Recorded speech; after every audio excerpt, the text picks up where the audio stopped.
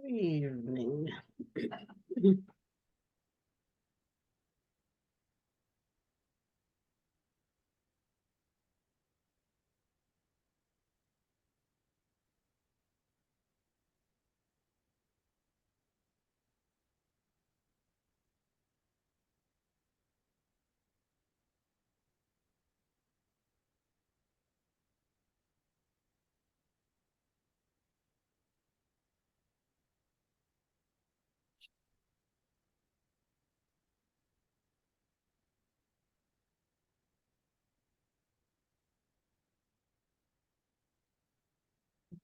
Mm.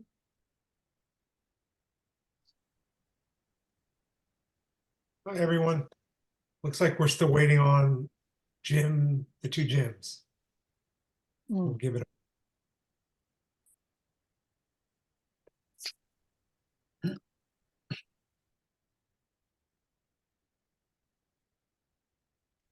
Looks like it might be a wild night in Shutesbury tonight. yeah. And it always is. Are you going out somewhere dancing or something? Or? Of course.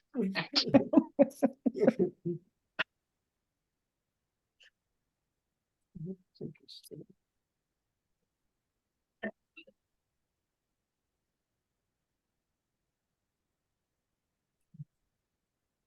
Mhm.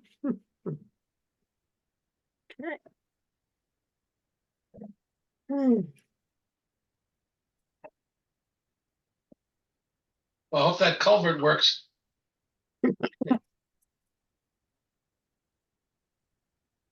It's gonna take a serious overflow from the dam tonight, I bet.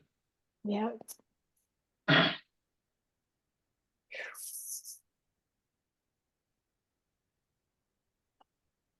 Right. I think I just got a message from Becky. Let's see, is that Becky? I Yeah. can't unmute or turn my camera video on. Uh-oh, Becky, you're gonna have to just sit in silence and listen to us. Smoke signals. um, Oh, Hmm. maybe log I don't know off, if you log on again. Or We should something. go down to the. yeah, Becky, yeah, maybe log off and log back on, or alternatively, maybe hop on your phone and connect that way. Let's see. I see Bob on the phone. Maybe it's on the phone with Jim Hemingway. I just phoned Hemingway. He was passed out in front of the TV. I think. So he's gonna be with us in a minute. Okay, great.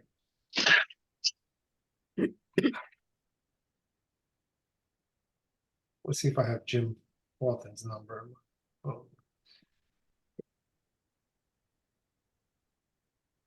You're gonna get Becky to reboot her computer or something? She needs a I new think Becky computer. must. Mhm. Yeah. Anybody have Jim Walton's phone number? I just have an email for him. I I'm might have looking. it. Let me see. I think I do.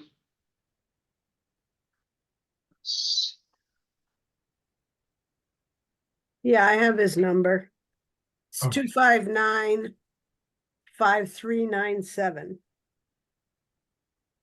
5397. Yep. Hmm.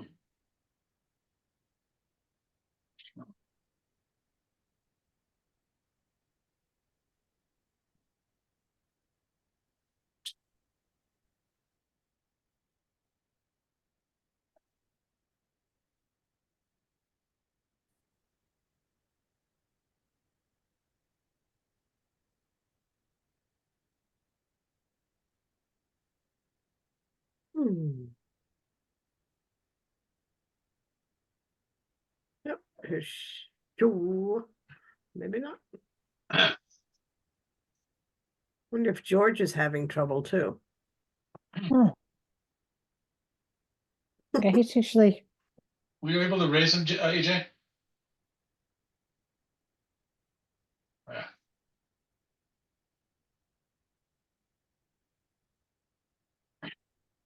Oh, there you are. There's Nope. Becky. Pouring in. Hey, you can hear me too. It's a George seems, miracle of technology.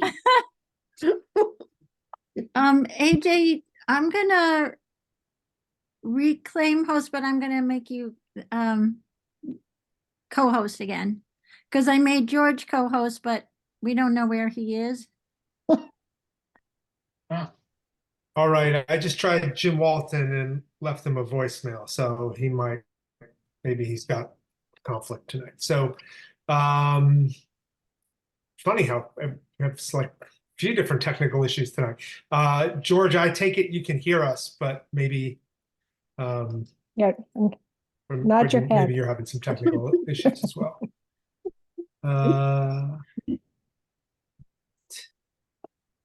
All right, so, okay, we got a pretty packed agenda tonight. I'm going to just kind of kick things off.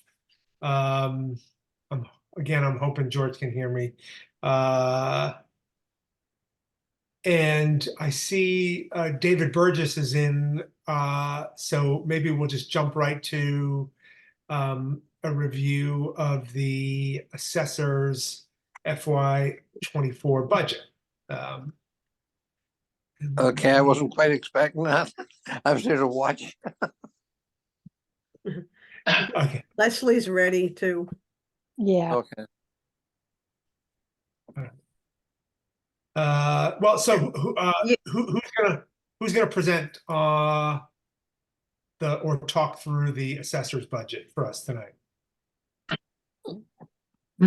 Leslie, I think we mean 25, not somebody said 24, but we're You're- pushing for 25. Yeah, correct. Apologies. Yes, we're talking FY25. And we've been in a limbo state for about 3 years now between administrative assessors, and we're grateful for David. He's here 5 hours a week or so. So in many ways, Becky and I have been handling the last 2 years and pulling ends together. So it might be a team effort. Okay.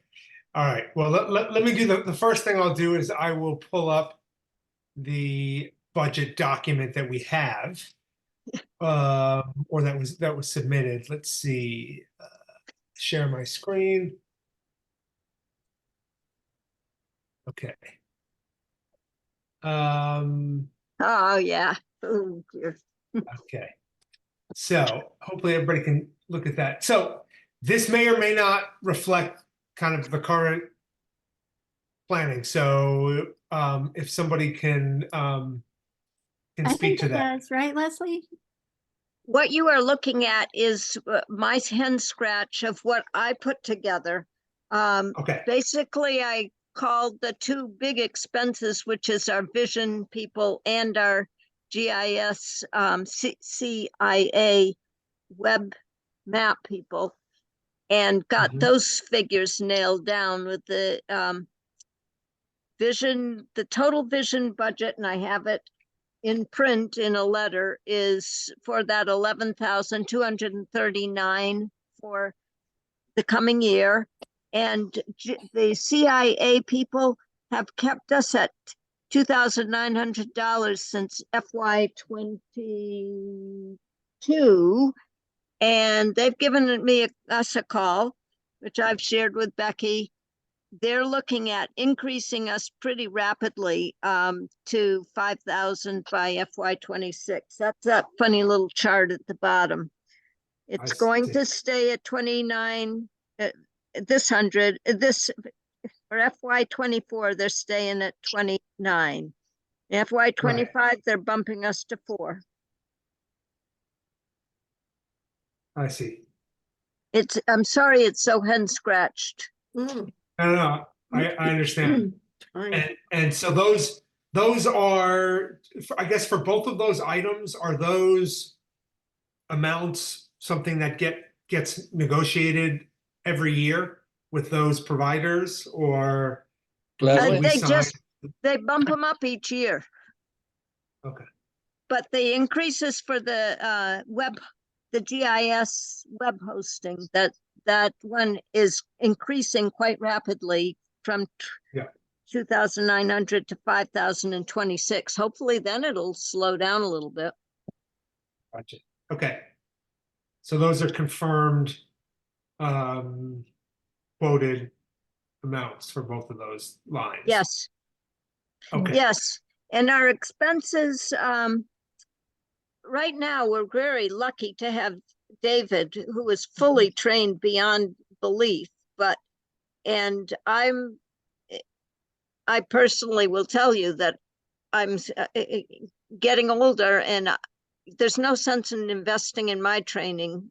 David can show me what to do, but someday you will have to train a new person. So you can cut back on the expense lines if you want some degree, but you will need to put it back in someday. Mm. Mhm. And we're fortunate right now to have 3 assessors all fully trained too. Mhm. In 22, short of, without considering Vision and Sia, the mapping company, $4,745 was the expense budget. A lot of things were needed at that time that were no longer needed last year. FY23, we only spent $1,650. And FY24, I think will probably be in the same range. But that's because none of us are going to training. I see. Okay. So that you're speaking to the assessor's expenses line, which you're holding steady at $3,711. Is that? I That's the think line it you're says, yeah, 11 or 17. I think it was 7. Oh, 11. I'm sorry. Yeah. But Okay. as I say, someday you're going to have new staff that are going to have to be trained, and training is expensive. Yeah. Okay. I see a hand up, Bob. Yeah, wanna for jump a in? question from Leslie, maybe you can answer this for me. My understanding, and maybe it's not accurate, was that these lines, reval and class 504 utility and personal property val, those were put in there because Kevin wanted to hire subcontractors to do that work. Is that what that represented? My understanding, and Becky, David, anybody feel free to correct me, is that the shifts, the personal property valuation services was hired out. It was required, I believe, from DEOR to hire that out in 22. And that was $1,500 then. And the utilities was a fixed 6,000, except in addition to David, we also have Roy Bishop Associates helping on some of those. And Becky, if I believe that the okay, The 504 utility valuations. yes, was He's doing- 2,000. Is that correct? Because Roy Bishop offered to do it for 2,000. I think he split, I believe the total is gonna be 5,000 for Roy, and I think it's between that and the personal. Yeah, because he does David, he does some of the reval. His overall quote for this coming year is 5,000, and it covers the personal property, I believe, in the 504 utility valuation. And you see that drop from the original consultant that Kevin had at 6,000 down to 2,000 with having Roy Bishop do it. Right. That's Right. correct. So if I may follow up, so my understanding is that we're looking at achieving some savings in those 3 lines, which might very well offset to some degree the increase in the computer maintenance and the GIS lines. Is that true? To Is some that what I see extent, here? yes. Yeah. So at some point, we'll have better numbers that represent what you think you're going to need for those 3 lines below that we're talking about, the reevaluation, et cetera. No, those are the numbers, I believe, for this coming year. That's correct. I believe there's incremental slight increases, slight additions each year to the reval line so it doesn't hit all at once. Is that correct? Yes, we do, it's a carry forward. So if it's not used in one year, it goes towards the next year so that, because the cyclical revals are much more expensive. Sarah. So what my reading here is that that the costs are going to be 8,000 rather than 10,000. Is that what this document Yes. says? Mm-hmm. For Yes, those three lines. yes. All right. So in totaling everything, here's what I'm seeing, that for FY24, as we can see here, we had a total expenses of 27,468. And with these proposed amounts, we're looking at $27,950. So, basically a $500 increase across, globally across all these categories. Well, All right. Any other questions from the committee? oh, There's George. Yep. Took me a few Hey, tries. George. I'm going to pause I'm going to keep you on. I just heard a large tree fall. I just want to take a little look. Hold on. All right. That's not good. I'm going to just keep I'm here. Anyway. Okay. George, were you able to hear the first part of our meeting, or? I had to drop off and do some work on my PC, so I missed a bunch of stuff. Okay. But I certainly understand the computer maintenance line. Leslie had explained it to me in an email. Yeah. So no, Right. I didn't have any other questions. Okay, great. All right. Leslie or David, is there anything else you wanted to alert the committee to or share with us related to this? I don't really have anything to say at this time. We're just going ahead, and I think you'll probably see some values go up next year, and hopefully we'll see a bit more new growth. Mhm. Okay, David, all right. but Becky? I was just going to ask David to speak to, with this type of enlarged, with the increase we had in valuations, what I've noted is there haven't been too many abatement requests. It's been very quiet, but David could tell us more about that. All right. Well, so far it has been very quiet, but the history of the thing is that the first couple of weeks of the abatement season are quiet. We get a little rush in the end, so we should really wait until the end to evaluate just what we have. The nice thing is that the actual tax rate went down considerably, so that helped us keep a relatively small increase for the individuals. Great. Thank you, David. Sure. All right. Not seeing any other hands up. I'm gonna just thank Leslie and David for sharing this information, and appreciate you spending a few minutes with us tonight. Okay. Good night, all. Good Our night. pleasure. Thank you. Thank you for the work you do. Thank you. Thank you. Yeah, for thank your you. work. Yeah. Thank you, All Leslie right. and David. Okay, I think what I'll do is just have us review minutes from December 12th and December 21st. Assume everybody received those Yeah. from Suzie. So I'll move to accept the minutes from December 12th, 2023. That's here. I've got a question about the minutes there. Can you hear me? Yeah, please, go ahead, Bob. Susie, maybe in my recollection, there's on section D, part B, there's a notation that said the request goes to select boards for review. I don't remember that happening, so please elucidate that.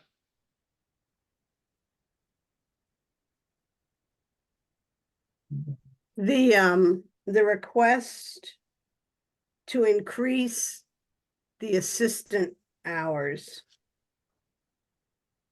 Right. So the first D1 says mostly level funded, except adding in it 3 weeks, 3 hours a week to the assistants, and that is going to be reviewed by the select board. Okay, I just, like, I think I said at the meeting that we, the finance committee, has a responsibility to recommend or up or down on this request, because we have a policy of level services budgeting. So I think we should do at some point in this process, we have to review that and make our own recommendation to the town meeting. That's our job.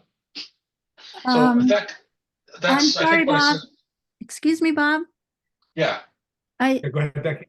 well, that might be so. The select board is still the hiring authority and they do approvals on job descriptions. Finance committee has no role on job descriptions. And also, Mary Ann did say that this was to keep level service. She Well, said of this, course, yes, you did say that, George, but that's a kind of a convoluted argument as far as I'm concerned. Let more hours for the person is not level services. it's not a convoluted, it's, she Mhm. has to react to the increased volumes and the changes in the way they operate. I disagree with that, about that characterization. I think that there's the same building, the same hours, this were provided in the budget. The level fund, level services budget would include the same hours, the same operating hours, the same budget. You know, we know that we're told that the labor costs we cannot consider to be an aspect of that, but the services, yes, are supposed to be level. And this more hours is not level. I mean, that seems like common sense to see it that way. The explanation that Susie has in the minutes here is that there's not enough room in the building for volunteers and things like this. I don't think that any of those things have changed over the years. That same building we've had for years. So if I could jump in for a George, second, we couldn't hear you, George. Mary Ann made reference to the fact that the volumes of people coming in and using the online, the online programs was one of it. I don't know all the aspects, but she basically made it sound like it's because of the growth in the library and the activities in the library that are causing them to need this help.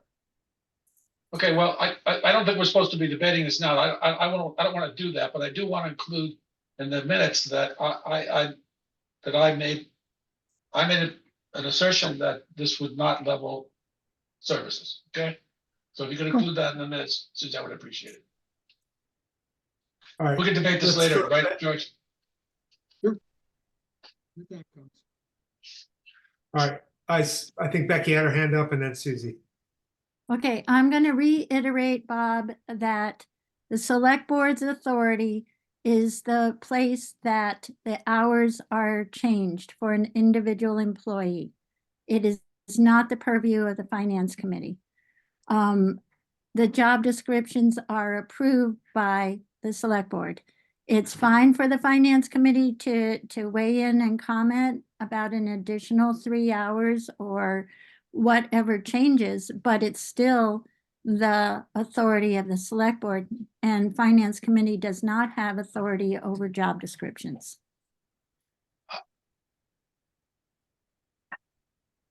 Okay, Okay, we'll debate that later. Is that all right? Because we're just doing the I hope minutes. not. Susie? I don't see it in my minutes that was brought up as it did not meet the level services standard. Guideline. So It would have to be in this meeting's minutes. Oh, wait a not- minute. Does anybody else remember me bringing this up at the last meeting? Does AJ, Jim, Yes, I remember. April, because I did, I have notes about level services and level funding being discussed later, when we were talking about the school budget. And we have tried to make sure people are understanding that level services don't mean level funding. It means to maintain the services, and that's why the paragraph includes the areas that Marianne identified, services that need to be accomplished, which was not just about the volunteers, but additional work for online registration, Zoom programming, increased public record requests, and less volunteers allowed in the space due to COVID. So it isn't about the same as always, it's about meeting the same workload. So I can write it in now as a part of this meeting. But Excuse me. I am absolutely certain that I raised the issue with Marianne and asked her the question. Okay, I'll put it in.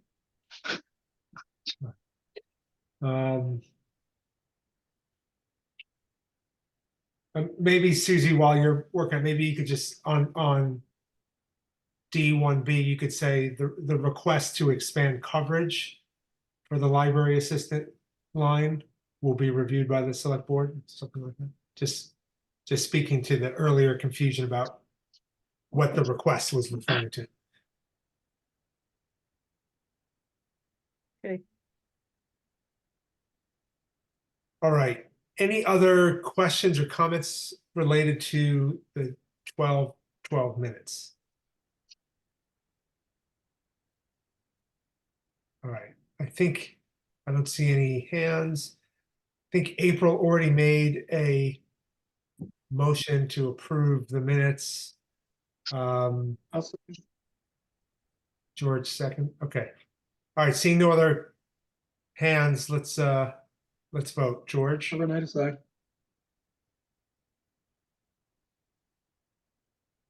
Who else is here? Jim. Oh, Hemingway, aye, but Oh, sorry, I skipped Bob. yeah, Oh, so it's my turn? yeah. Yes. Okay, aye. Groves. All right. Cashew, aye. Mosier, aye. Stein, aye. Okay. Motion passes 6-6. Yeah, 6-0. By the way, guys, I did get a message from Jim Walton a few minutes ago. He's traveling. He's boarding a plane, so he's not going to be able to join us tonight. Okay. We have minutes from that short meeting on December 21st. Just to review that, was it one new article? Yeah, one new article. I will make a motion to approve the December 21 minutes as written. Well, let me see if there's a second first. Second. Okay. Any comments or questions about these minutes? Okay. All right, seeing Overnight none. aside. I think George said aye. Groves aye. Yeah. You're choppy audio there, George. Yeah, I don't know what's going on. So I've heard from George and Bob, and I think Jim Hemingway's Yeah, next. Hemingway, aye. Cashew, aye. Mosier, aye. And Stein, aye. Okay. Got it. Motion passes 6-0. So I'm experiencing some pretty choppy video as well. Is that is everybody dealing with that tonight? Not A little me. bit. No, Clear here. Yeah. All right. In any event. Okay, we've got 15 minutes until the treasurer joins us. So I'm going to jump ahead and go to four-town meeting debrief. And I put this on the agenda. I didn't have necessarily any specific goal to accomplish with this, but I just thought since we haven't met since that meeting, just wanted to see if there was any sort of feedback or follow-up. I think one question that sort of came up is, well, before I get to that, let me acknowledge Bob. I see your hands up. I just wanted to say, I don't know if you're gonna bring this up, but at the very end of the meeting, there was an issue raised about the enrollment numbers and, Doug said he would send them along to us, which he did. And the enrollment numbers over time and the amount of Chapter 70 money, I think. But one other issue, which is kind of, I think, related to what Andy Steinberg and Pelham, John Trickey, Pelham finance director or chair, it's raised, was the school choice. Because school choice was $850,000 in the budget was brought in from school choice tuitions or from their revolving account. And that just to me suggests a very large number of students, because they've been putting large numbers of dollars in from that source over the last few years that I've been involved. So I'd like to maybe write to Sasha, and I don't know if the committee supports this, and ask her for school choice numbers over time, because I think it's a critical issue for the school committee to have at least raised to them, because, they're talking about building a new school, and John raised the issue of like, why do you want to put all this money into the old school that may not serve your purposes, and it may be wasteful. But I think I'd like to see, just to get a perspective, what the enrollment numbers are doing with school choice, because as Andy Steinberg said, it's the Chapter 70 money's been flat, but one of the things that occurs to me is that one of the reasons that's driving that function is that enrollment numbers over time that he provided us show a steady decline in enrollment in the regional school. And, this is all going to be put together by the school committee and by the people in finances to try to understand whether the school has to be over the long term be structurally changed to reflect these numbers. I don't think school choice is ever the answer long term. School choice students don't provide Chapter 70 money. And so anyway, I thought I would ask Sasha or Doug to provide the school choice numbers over time. I think it would be useful for us to have that information. So I thought I'd write to her if the committee supports it, all the better.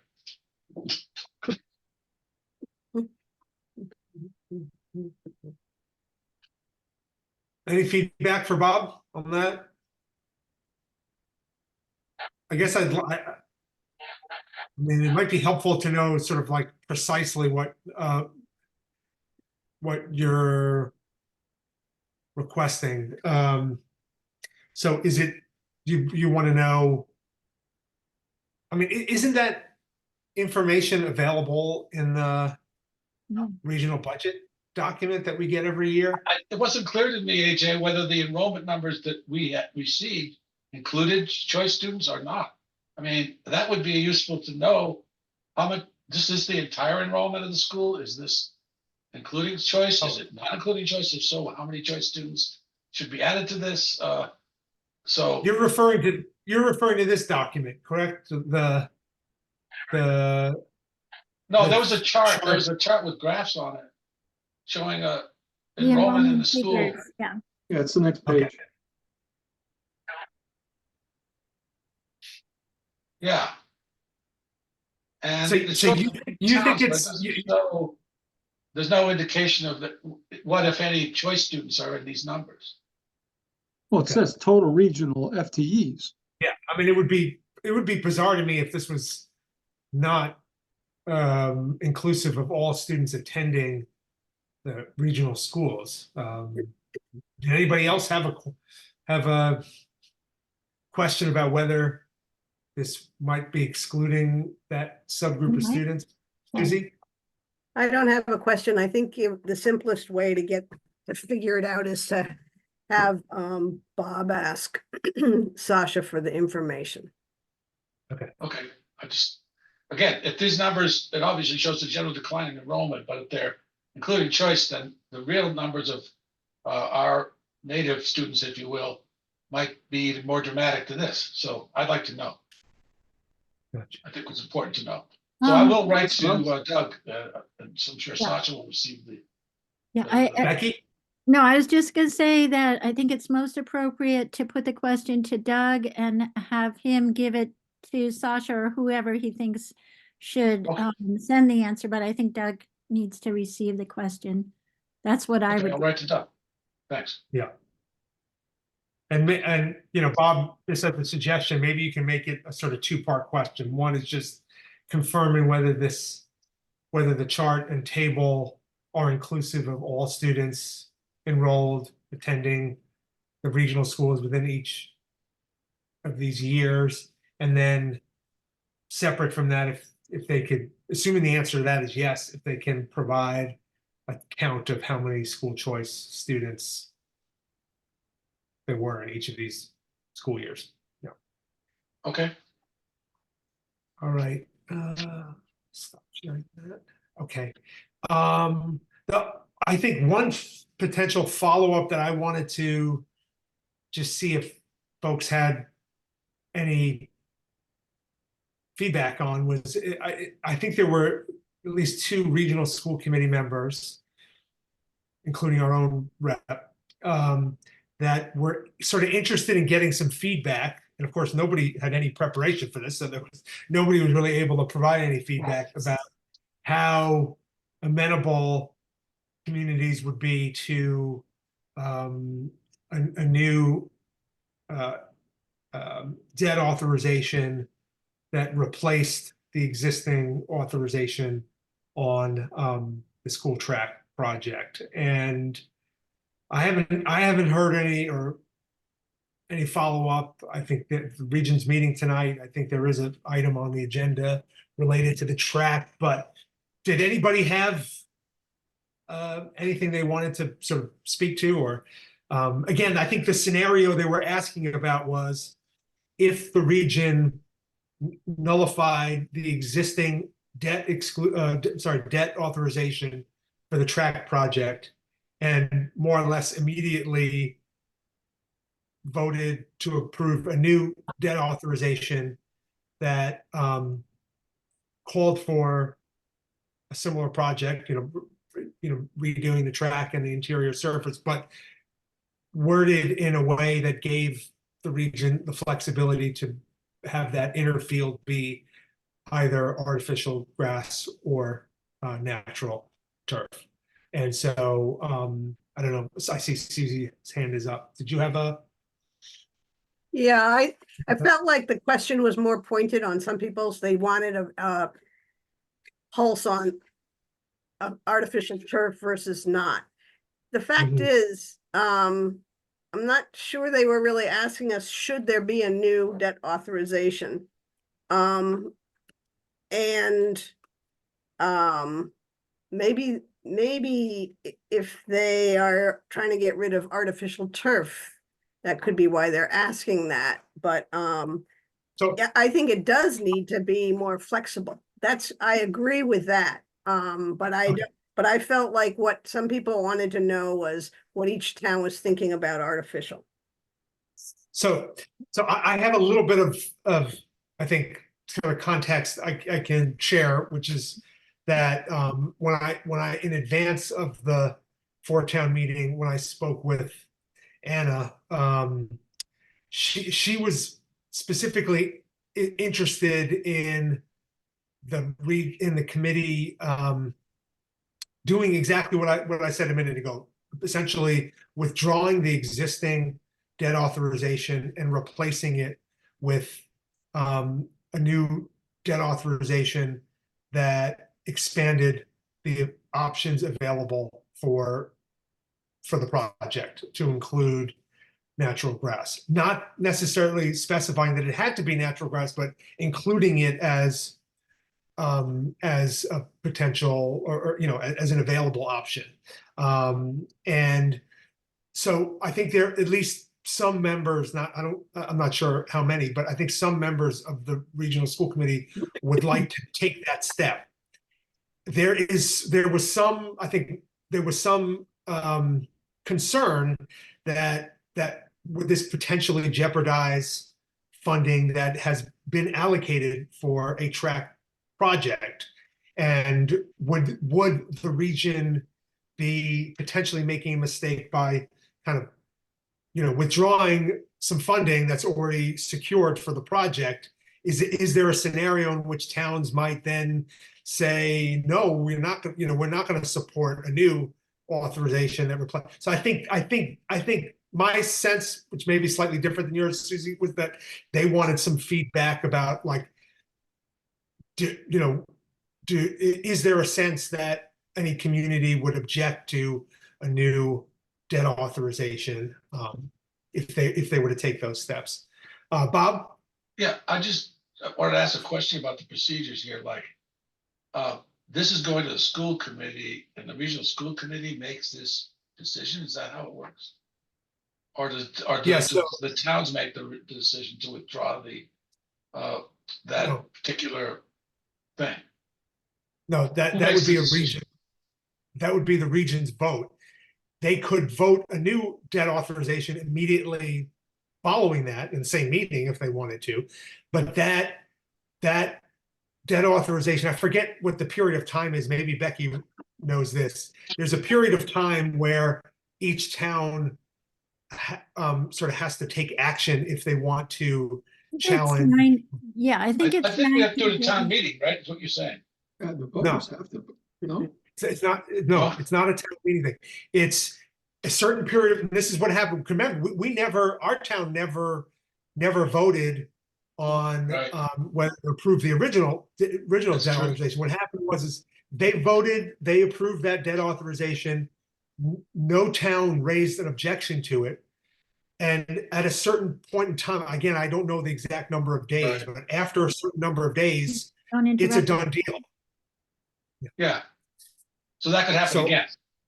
That could happen again. And I think what they were looking for, at least not, I think at least a couple of school committee members, was a sense from any towns that there might be a challenge to a new debt authorization for the same dollar amount and essentially the same project except an expanded option to fill that interior surface with grass. And I think that's the change that at least a couple of members would like to make. And so I think that's what they were looking for. But I don't know. I'll just speak to me. I mean, from my vantage point, it's hard to imagine why anybody would object to a replacement debt authorization for the same amount of money for the same project that just gave the committee a little bit more flexibility on interior surface. But I don't know if anybody else has a different point of view. Just Becky? I was just gonna say, I believe it's 60 days, Okay. after the vote. It could be 90. I will double check.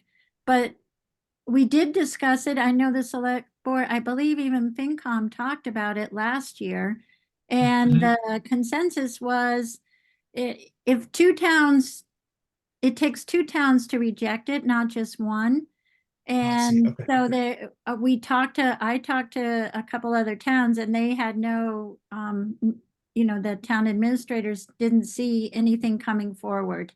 So it was, there was an interest in moving forward because it would fail anyway. I think, AJ, I don't know if you're still there.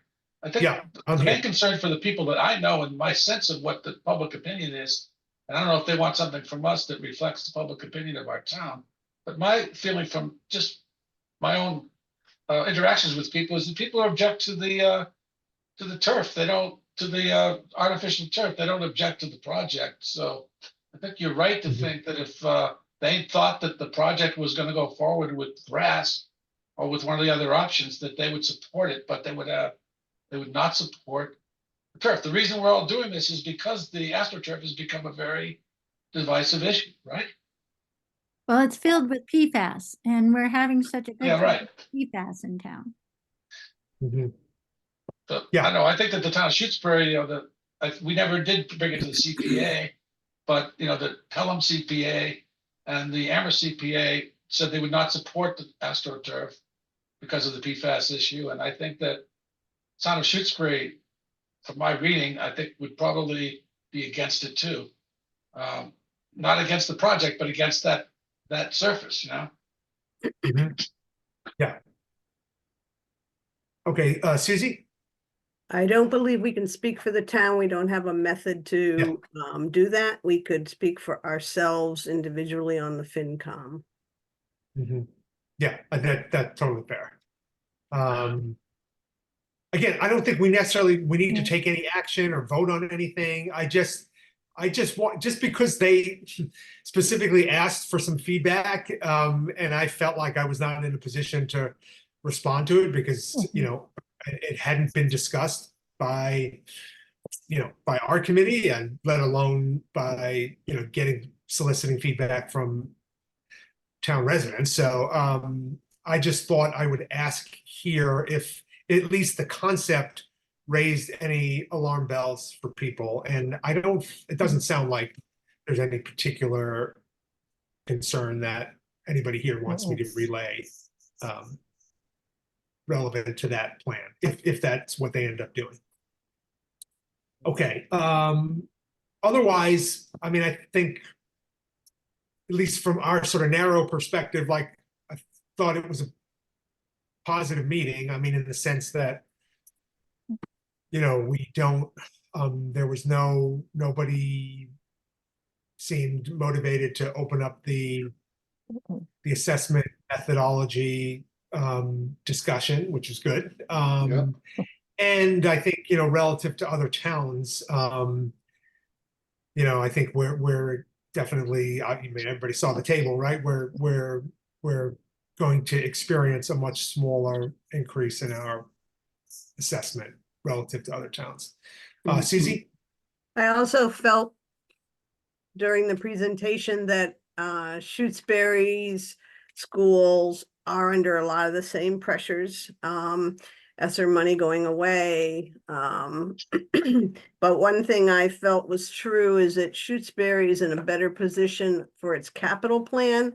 And we know that it's been hard, but we seem to be in a more ready position, and it's disturbing to see the capital plan that's coming down the road for all of the 4 towns. So I'm glad our town is in good shape. George? Yeah. Doug did say that he realizes that the capital plan and the long-term debt Right. service increases are not doable. They're not realistic. And they're scary to me. I mean, when we look at ours, I think it's scary to all of us. This financing of these tracks and the way this process works, we don't get the opportunity to use any of our cash or our stabilization funds to cover some of our portion of these capital projects. And this is one area where we don't have that flexibility. But when I look at those debt service numbers, I kind of wish to some extent we did have that flexibility, at least to look at it and analyze it and see if that would work better for us. Because if these numbers turn out to be true, they're budget busters, you know, they're bigger than our 2.5 override. I had a number of observations about the meeting. I wondered if we could maybe pause this while we take care of the treasurer budget. Sure. Yeah, that's reasonable. Let's put a pause on this conversation. We'll come back to it after we wrap up with Ryan. Thank you. All right. Hi, Ryan. Thanks for joining us. Hi, everybody. How are you? Good. Hey, Ryan. Good. All right. So we're going to talk about your proposed FY25 budget. I'm going to just share my screen. All right. So this is what I have. Can you just let me make this bigger first of all. A little more. One more. A little more. This is an eye test. We're almost there. That's good. I can Okay. get by with Great. Oh, Okay, yeah, that does look like what I have. It does. So. Okay. Good. All right. So, I mean, in some ways, this is pretty straightforward because we're pretty much carrying over every line. Did you want to give some context to this or anything? Yeah, you want absolutely. to Mhm. So I think if I remember correctly, I think it was requested that we try to level fund if possible, which is really what I, kept in the forefront of my mind as I authored this. As you can see here, if you look at the Medicare line, I did an assumed 3% COLA increase. Whatever, percentage increase is done across the board for wages is what I would want to do for this Medicare wage, as it's tied directly to that. So if it is going to be more or less than 3%, then I would want to alter that number there. The only other one on here, excuse me, that I think it's possible could need adjusting further would be the health insurance line. This number is based on a level of funding, and it's based on the fact that we have not yet had the meeting from the trust. They meet annually to let us know what the increase in rates will look like as of July 1, and they have not met yet. I did have a discussion with someone at the trust. Internally, there is some discussion that we could see a double-digit percentage increase. So obviously this level funded amount doesn't take that into consideration. Mhm. And it is just speculation. As I said, that's just the discussion. I do believe that we're currently, halfway through the year. I think we're only expended about 42% roughly. So we're not in a bad spot. I do believe that we have a buffer built into the budget already to absorb an increase that they might present to us, without a doubt. I just don't know. Like I said, when double digit doesn't mean we'll hit 10, or are they looking at 15? It all depends on what comes out from them when they have that meeting, and unfortunately, that's all I have for information on it. Do you have a sense of when that meeting occurs, or when we'll It should have be that happening information? very, very soon. Okay. So as soon as it does, I can I'm happy to I believe George is my liaison. I'm not sure what the official term is, but, happy to notify George. And of course, I usually tell Becky after the meeting what the results are anyway. So, I can put them both on an email and notify them of what the results were. Great. That'd be great. Okay. Thank you. Any questions from the committee? Mm, Oh.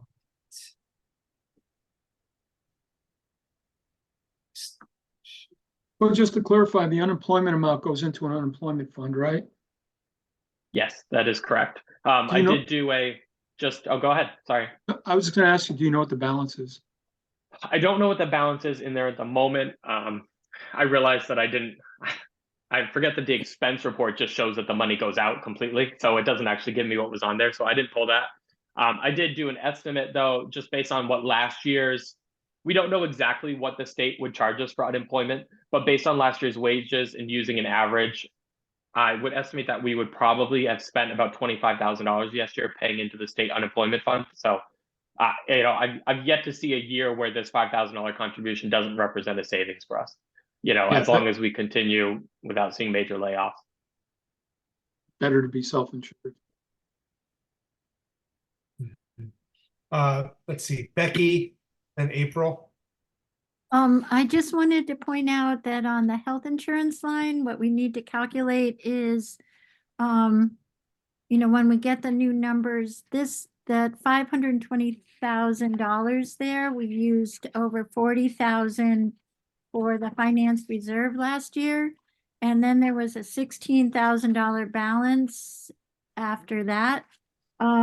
So we've got significant, a bit of a margin in that 520,000, about $70,000. That's good to know. Okay, April. Yeah, I wanted to follow up on the OPEB. We've been putting $50,000 a year into this account for quite a while. I was wondering, where are we with that? Current balance is $919,000 in the fund. There you go. And what are we looking for? 2.6 million? All right. Well, that's up for debate, but yeah, it's a meeting all on its own. Yeah. Right. Okay. Last year, George presented his model and there was a really good discussion. And I think that is an annual event. Yeah, you just tell me when you want it on the agenda and I'll Oh, that update. would be great. Yeah. Okay, thanks. Thank you. Okay, Bob. Yeah, I just want to echo what Becky said. I was thinking the same. along the same lines. We don't have the information. Ryan doesn't have the information for us about what the potential increase. But we do know that last year we had a lot of money left from that account at the end of the year, as Becky just said, 75,000, was it? So we've got to reevaluate that line when we get more complete information. So whenever Ryan can do that, I think that would be something for us to look at and talk about. Mhm. Yeah. Okay. All right. Ryan, do we have other? My memory is that we typically have like a series of budgets that we go through with you each year, in addition to the treasurer's budget. Do we have anything else to discuss with you tonight?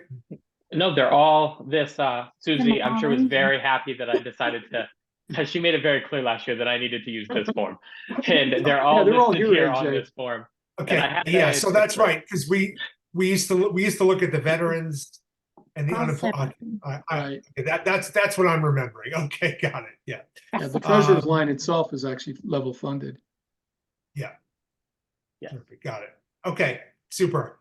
All right, well, thanks for sharing, and thanks for really heeding our Yeah. guidance about level service funding here. So Try whenever I can. Thank you. I think Susie. I don't know if she wants me while I'm still here, but she does have her hand raised. oh Yeah. yeah, sorry, Susie, I didn't see your hand there. Yeah, and I just wanted to point out, Ryan, that we are requesting level services, not necessarily level okay. funding. So it's clear that the Medicare would have to go up to maintain the same services. And I think that's an important distinction that we get to hold to. Yes, I don't disagree with you. I apologize for misspeaking on that, because it is a very important difference there. So yes, I promise that I will continue to provide level, if not better, service with my level funded treasure expense budget. Well, some of these you won't have control over. I'm surprised payroll fees aren't going up, but that's good. I'm sure they will, but they're not at the moment. So I'm like I said, I can continue, and I think I have like a small, I think based on last year, I have like $100 buffer there. So if it's a small increase, we'll be all right. But I feel confident that we're going to get through FY25 without a problem. Great. Great. All right, well, thanks for spending a few minutes with us, Ryan. Oh, absolutely, anytime. You all have my email address. If you ever have questions, don't hesitate to reach out. Okay. Very Thanks. good. Thanks, everyone. Take care. Thank you. Good night. All right, great. All right, so we got about 15 minutes until Michael joins us. He's not, let's see. No, I don't see Michael in here yet. So maybe I'll jump ahead to, you know what we could do? I think we got an expense report. Oh, sorry. Yeah, we were going to continue talking about Four Towns debrief. Sorry, George. Yeah. Did you want to share some more observations? Yeah, well, a couple things. I mean, shocking how much it's going to take to provide level services. I mean, there's no way they're even going to come close to that. I mean, this was a good meeting for Shutesbury, no question, because the dollar amount increased for us, and the fact that nobody's really arguing that if our increase is so low, maybe we should go back to the old method. I'm glad that didn't happen.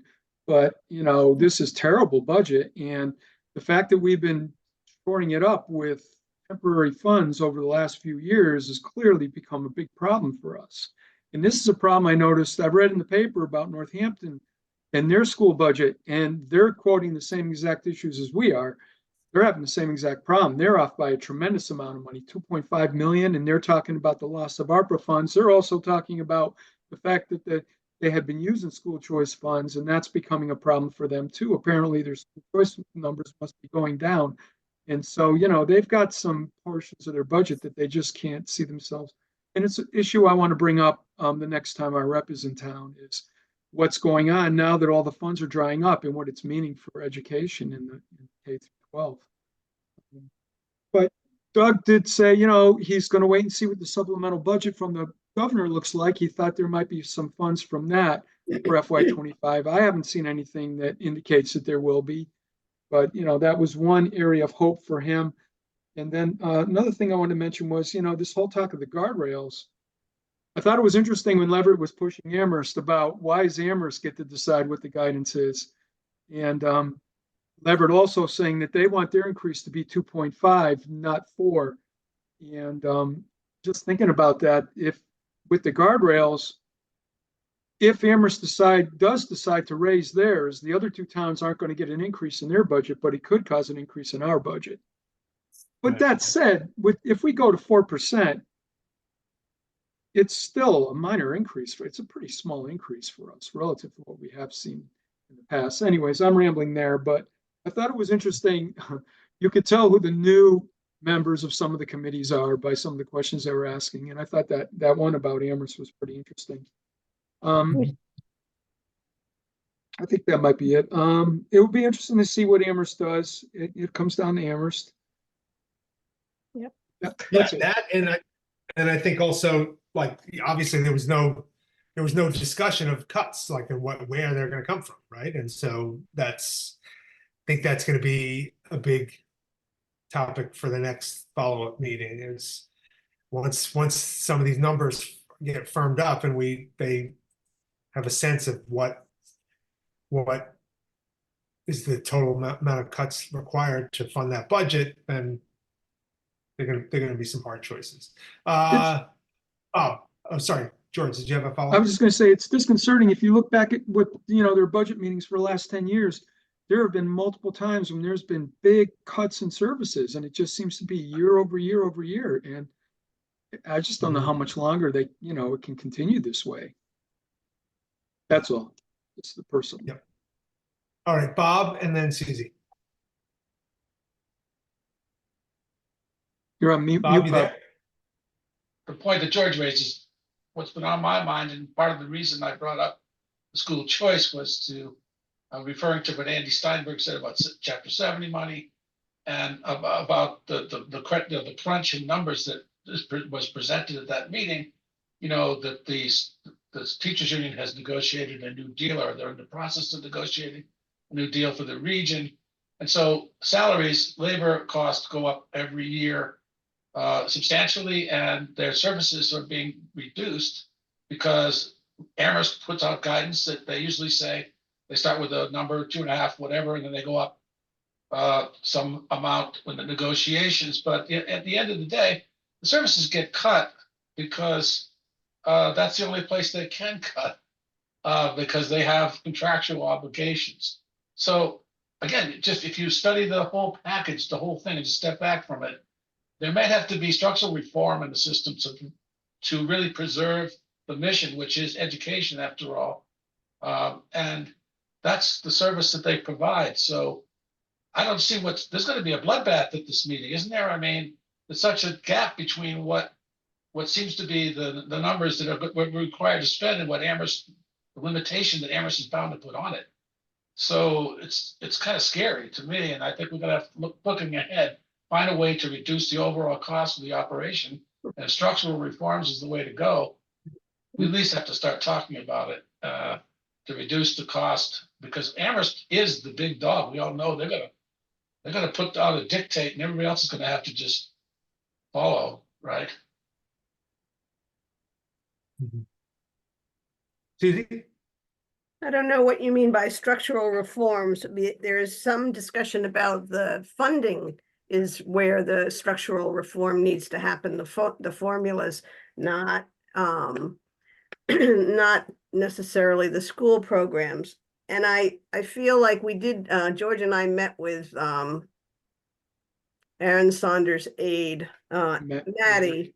And, it's very clear to me that the effects of COVID and the current culture that we're in means that there are real student needs that need to be met. So yeah, I think it was clear that with all of the early predictions, they aren't going to go into the bloodbath part right now. They're not going to talk about the cuts.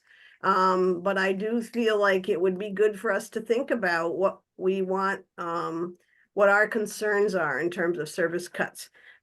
Because just because Esser's gone doesn't mean that the needs that it was filling are gone.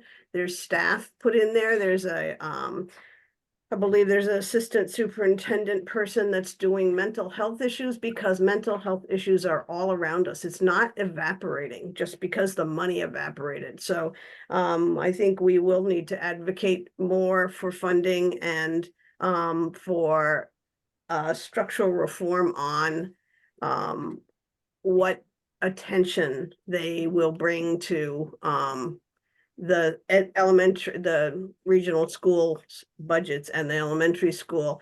They clearly took the tax money from the millionaire's tax and started off with a plan that needed to be done. And it has to be maintained, but I think that schools need to advocate. And certainly there have been pay raises. But there has been a lot of inflation, and the real wages that some people are making, even with these increases, are not keeping up. They're not making people wealthy. So all of those things are on our heads, and they're waiting for more firm numbers. I don't think there's any white knights riding to the rescue, but I think we should understand whether we want to advocate for not cutting services. But can I just respond to the question that Susie raised about structural reform? I'll just tell you what I mean. What I mean is if you have declining enrollment over a period of years and you're down to say a 20% decline in enrollment, you have to change the way you do business to reflect the numbers of students that you have. You can't, that structure of how you've arranged your curriculum, your classes, your teachers, your staff, maybe your whole building, the operations that you run, the administrative staff, you know, those things can be evaluated so that maybe you can provide the services that you need. And I'm not even weighing in on whether those services that you spoke are valid. Of course they're valid, but you have limited resources, and if you can make a reform to the way that you deliver them, you might be able to be more efficient. So I'm thinking if you drop 20, if I'd like to know the choice students, because if the enrollment is changed, say 25% down, and then that means that they have to look seriously at changing the structure of how you provide education to people. Maybe you have less employees and you have better education, you know, that kind of thing could save money. I guess I would like to respond to that a fact that would help understand that is knowing what the student teacher ratio is over time. It may be that some of the costs are in new areas, not in having smaller classrooms. So if there's a population drop, I'd like to know what the student teacher ratio is.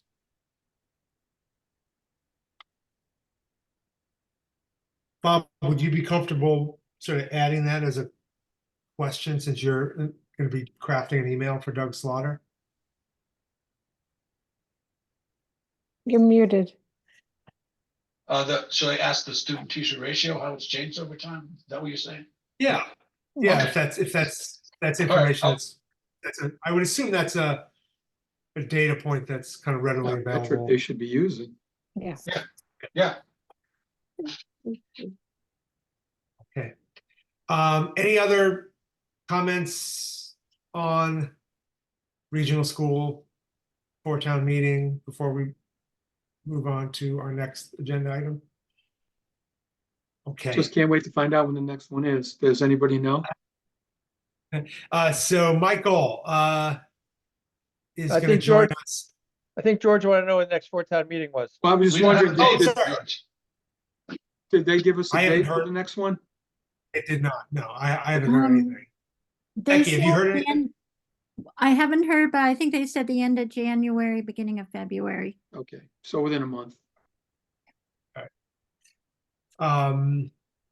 Okay, Michael, thanks for first of all, thanks for your patience. It's taken us a while to get you on an agenda for our committee. So I'm glad you're here. And maybe before we kind of dive into the substance of your request, could you give us, since you're representing a committee that's at least relatively new, could you give us a little bit of background on what the Energy and Climate Action Committee is doing and kind of what the scope of your work is?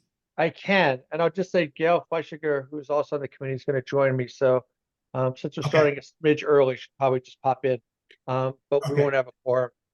So ECAC got formed, want to say a year and a half ago at this point, somewhere roughly around there. And it was the charge. So the charge is to report to the select board, and the primary focus is looking at the municipal vulnerability plan, which the town got approved. Becky, I think it was like at least 3 years ago. It's like on the front end of the pandemic. And then the hazard mitigation plan. So there's two plans that reflect climate vulnerability and hazards more generally. And so we're supposed to look at that and report back to the select board on recommendations. But more generally speaking, and I think more practically, what we're looking at is energy related energy efficiency issues, things like that, as well as climate. So the current projects are, as we mentioned at town meeting in the spring, community choice aggregation is one of the big ones. So towns can aggregate energy. So rather than us all buying energy separately for your national grid, we would aggregate it. We can get either hopefully a better price or a better product if we're looking for more green, et cetera. So that's sort of like an initiative that's energy related. We've worked with select board and Becky at least 2 years in a row now, trying to get a municipal vulnerability preparedness grant, which is one of the impetuses for this meeting. So presumably, since that's part of our charge, we looked at it, I actually wrote the plan for the town. Becky and I worked on it on the front end. So there's a long list of things that the town is supposed to do that's in our plan. And so ECAC went through, we had a whole process for prioritizing, looking at stormwater, looking at solar, looking at, a range of different mitigation issues, and making a recommendation for what if the town could apply for a municipal vulnerability grant, a preparedness grant, what would it be? We've failed twice. I think we're in the holding pattern for round 3. So that's kind of work. And then coming up, just as an exciting preview, next month there's Bob will know about this, but there's communities have a stretch code building. There's a building code because we're a green community. We're have extra stretch code requirements that we're automatically assigned to, and then there's now a climate related opt-in option to get closer to net zero. So we're going to do an informational session on the next month, and based on that conversation, we may or may not bring something to town meeting. So it's both climate related and energy related. So that's the background, if that's helpful. Yeah, super helpful. Any questions about any of that background info? All right. All right, seeing no hands. Yeah, so talk to us a little bit about, I mean, I think you have a specific ask or request that you wanted to communicate to the committee tonight. So maybe we can dive into that, and Yeah. you can talk about what the committee needs or is looking for, and yeah, if you can. Perfect timing that Gail's here. Okay, great. So Gail, I just gave background on the committee, and I'm about to sort of talk about why we're here, just to orient you. So I think we met earlier tonight, and I think what we agreed on is rather than I have a thought in mind about something that we could consider, but really it's to put at the feet of the town and the FinCom in particular, sort of the dilemma that we've been running into. And there's the municipal vulnerability preparedness grants, the MVP that I've mentioned. There's also a thing which is the meta grants, which I just looked up so I can remember. It's municipal energy technical assistance grants. We spent the last 2 years, as I mentioned, trying to get MVP grants and failing. And then I got all excited because I heard about these meta grants, and then quickly got deflated because in all instances, what we encounter is that even though the town could get some substantial funding for projects that we need, either energy related or climate related, the prerequisite is always that you need prep work. So you need to get estimates, you need to get a consultant who's looked at it and assessed the situation. It's written up a report that says, here's the scope of the work, here's the estimated costs, these are the issues, all that stuff that one would expect if you're making a proposal to someone that you've got some documentation. So the issue is that we don't ever have the money to do that. And in the time frame that occurs, like the MVP grant will come up, they'll give us, like 2 months turnaround time. Year one, I think we're looking at conduits in town, looking at stormwater issues. And we had one conduit that had some documentation, but basically we asked them for money for consultants to do an assessment of stormwater in relation to driveways, dirt roads, so that we get assessments, and then we could figure out over the course of time in a responsible manner how we would allocate town funds to do that. And they came back and explicitly said, we don't pay for consulting reports at all. So, that logical first step, the state doesn't pay for.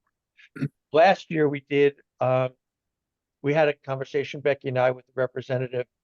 The initial recommendation from ECAC was, can we achieve net zero by doing installation on the 5 municipal buildings? And so each building can host certain levels of solar. Not everyone's going to get 100%.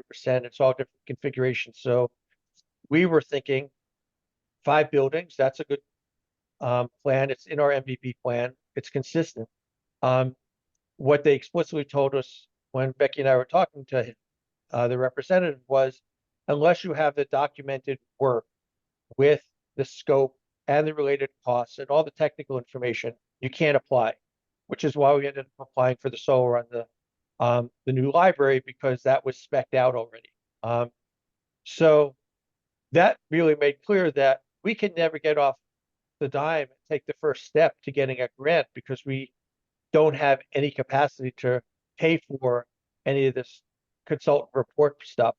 And then I think the second thing I would say is an example, because we talked about it tonight. It's more than just necessarily like bring in a consultant or a technical expert to sort of scope out the work and give us specs and prices. It could also be a prerequisite. So an example, which is totally made up, but just say there was a grant for significant upgrades energy efficiency wise at the school. But they said, you can apply up to $100,000, but in order to be eligible for that, you have to have such and such installed, which maybe cost $5,000 or $10,000. And if we don't have the money for that $5,000 prerequisite to then be able to leverage the bigger grant. And this is all made up, but I'm just basically saying there could be prerequisites that are not a consultant report. It could be something else that sort of is a Could you give an example? I don't, well, great. Gail might know, and Becky, this, I'm just making it up, but I think there was stuff about LEDs in the school, or, Bob has lived through lots of heater and boiler examples, but, there's transition things where you want to be able to set something up. I mean, the bottom line is that unless we as a town have some capacity to have that money available to do that work, we're never going to be able to apply for bigger grant money and actually get over the hump, because the timeframes are always short. It's 1 month, 2 months, 3 months at the most. And lining that stuff up when you don't even know until the grant announcement comes out. So it's a dilemma. Grant, Gail, is there something you want to add in my examples? Does that make sense? Yes, it makes sense. No, I have nothing to add. Okay. And Becky, since you lived it, does this resonate? No, No, really? Okay. No. That's interesting. no. What I'm thinking is we need to have conversations. That's what I'm starting with. This is it. Well, I'm not the finance committee, so. Okay. And we Um, did um, get the $100,000 LED grant. I know that was a bad example, but I was trying But to just, it's how I got it. I got it because I was able to get FERCog to do the work for us.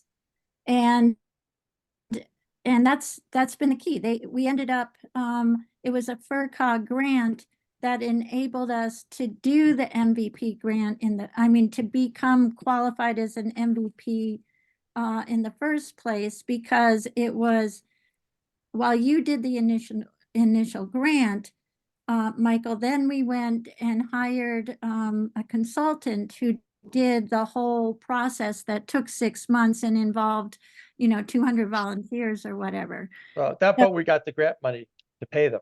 Right, because we got the grant money from FERCog. So it's, if you get No. lucky. We got the grant So there- money from MVP, and then we paid FERCog. FERCog was a consultant. Right, but your initial grant paid for the consultant. Which was FERCog. And so that's an example where Well, we could only no, do. it was Yes. Fuss-O-Name. It was Okay, what's the name? right, It wasn't right. FERCog.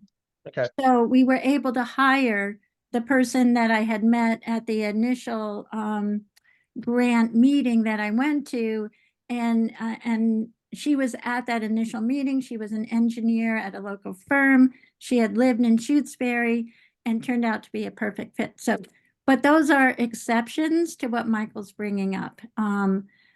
And we've had to buy in, like on the building committee, they have started to spend some of their money to do exactly what Michael's talking about, getting the professionals to do the work so that you can get the best bids on projects, like, hiring engineers. So I'm split on this, Michael. I think in some cases, there are avenues where you can create success for the activities you're involved in. But then again, you do run into the MVP grant requiring an engineer bid that is likely to cost $50,000 to get, if we're going to take out the culvert at Dudleyville Pond. So I can see it from both sides, Michael. There are situations, sometimes if you push the right buttons, you can get some consultants to help. yeah. And I know Bob wants to jump in. I would just say, for me, it really is, this is like the first point of a discussion. Like we just keep running into this wall. And so at ECAC, we can talk to ourselves. It feels like we're finding places where it doesn't cost money, like the community, choice aggregation. It doesn't cost us any money. That's the thing we can do, but there's other things that we can't do. And so it's really a town decision of like, what's the climate agenda or the energy efficient agenda for the town, and how do we move forward with things where we have a prerequisite? And, like I said, I have some thoughts, but it's really sort of saying, if we want to do that, we're running into walls, and it's worth a discussion. Definitely. Bob? Yeah, I was gonna say, Mike, the thing that occurs to me, first of all, is that, just to somewhat echo what Becky was saying, a lot of these consultants are very, very expensive. I am really reluctant to provide you with a budget to hire consultants. I'd like to see you work in collaboration with the building committee, for example, or for some other committee that might have an interest in your project, to help evaluate the project, and then maybe find grant money somewhere out there, find some help from the county or the state, or if necessary, come to the finance committee on a case-by-case basis, asking for some financial assistance, which we'd be willing to listen to. But I think the idea of having a revolving account and having it in the budget as an item is not that appealing to me right off the top of my head. I'd rather see these projects be evaluated. You're a creative person. You can go to the building committee. You can go to FERCog. You can go to, and Becky can help you find sources to hire. But just one of the examples you brought up, energy upgrades to net zero for all town buildings. I can imagine that engineering study costing $100,000. I mean, if we hired Honeywell or somebody to do that, professional consultants, they are really expensive, very expensive. So I don't know what's required for what any individual grant program might have very different requirements in terms of documentation and preparation. But I think maybe a case-by-case basis would be more appealing to me than having a budget item for it. Yeah, if I just jump in, AJ, real quick. Yeah, I mean, please, go ahead. What I've been thinking, so, I didn't sort of make a recommendation, but my idea of the revolving account is that, not that it's accessible to ECAC specifically, like it's not a committee accessible budget, but since we report to the select board, that I think, Bob, to your point, if we have a pot of money that's available, that ECAC can go to the select board and say, this is something that we should work on. And the select board can say, well, you want to work with such and such, figure out how to do it. Right now, we don't ever have a pool of money, and it's the whole to do. So my thought was, if we, over time, just like we do at the library, put some money, aside, that if there's an opportunity that we want to go for, if ECAC makes their recommendation to the select board, which is what we would do, and presumably the select board's doing what it should do, which is to sort of say, what are the sources in town to leverage, whether it's a committee or an individual, whatever, that if we need money to move something forward, we have it, but not that we would, as a committee, sort of just feel like it's our money to spend. I think it's really collaborative kind of case by case investment, but having it there makes it different from not having it there and starting the conversation at zero. I guess that's what I was thinking about. Becky? Michael, there used to be a fund of money, that was a collection of receipts from all our SRECs in the past. That's changing now, but the finance committee about 6 years ago or 5 years ago, when we were having a tight year, ended up dumping that energy fund, making it no longer available. And the fund was there for the hope someday to build, like you're describing, either you're talking about doing it individually. The old energy committee had spec'd out a 300 kilowatt smaller solar system that would take about, I think about 3 or 4 acres, that could supply all of the town buildings' energy needs, including the school, which is the biggest, as you'd imagine, at about 30,000 kilowatts a month, kilowatt hours they consume. So maybe potentially if we can figure out something like that, if they identify revenue that's directly, that's generating the seeds, could be the seeds of new solar projects. I was devastated to see that account eliminated prior to the town utilizing it for that purpose. But when that happened, members of the finance committee, some who are still here, said that once the town was seriously looking and researching and committing to that project, that then funding would be, then we could request funding. But it's hard to go from zero. And so, I agree with you, not having any seed money to build up to that project is a problem. And maybe we can go, research and see if we can find anything similar to that. But we have a new cell tower in town. Maybe those revenues can be used once we have some. Just an idea. Gail?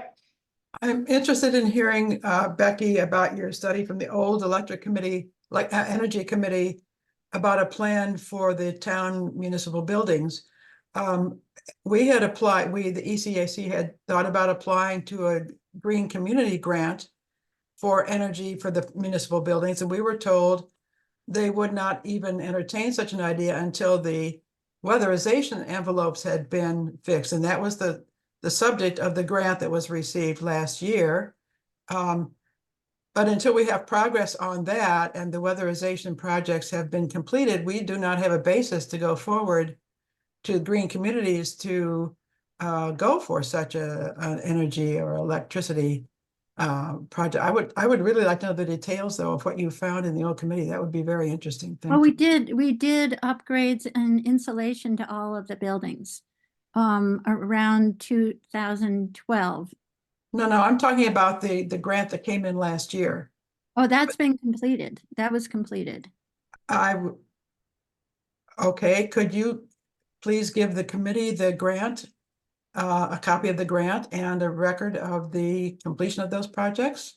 That would be great. Sure. So AJ, I'm just sort of circling around a little. I'm sorry, George, you want to go? Yeah. No, you go.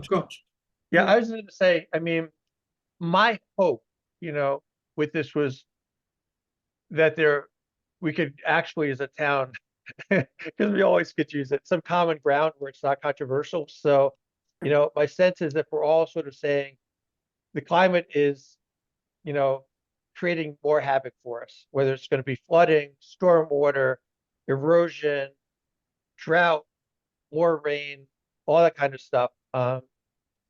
So primarily climate, and then energy in terms of stepping up to do the non-fossil fuel developments. Like if most of us are on board with that as something that we want to do, really all I'm saying is that we've got to figure out a way to be able for the town to move forward with that. So far, what I would say ECAC's experience to date is that we're having a hard time doing that. And so we need a strategy from the town. And part of that is figuring out the money part. It's not the only part for sure. There's, will and collaboration and all those other components that really make this stuff work. But I think my intent was to report out and say, we've been talking to each other for a year and a half, and we're getting a little frustrated because there's opportunities that we can't take care of. But if the town wants to do something, and presumably the committee got created to do something around these two areas of importance, how do we do it? That's really sort of the goal. So, I'm hoping that a solution that you all came up with or supported at the select board did that, there's more agreement than not. George? If using seed money to get us grants that are going to create great benefit for our town, it seems like we should definitely be funding.